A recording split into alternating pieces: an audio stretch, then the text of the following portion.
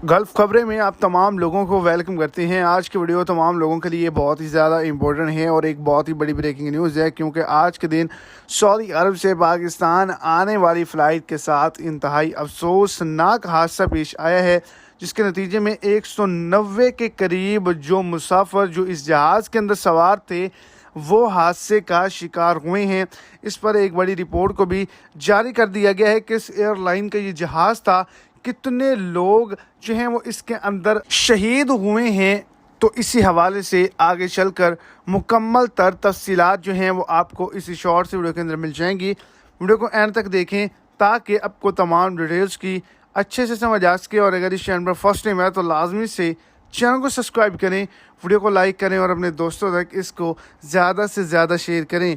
तो उड़ते जहाज़ के इंजन से धुआं निकला और फौरी बाद इसके अंदर आग लग गई।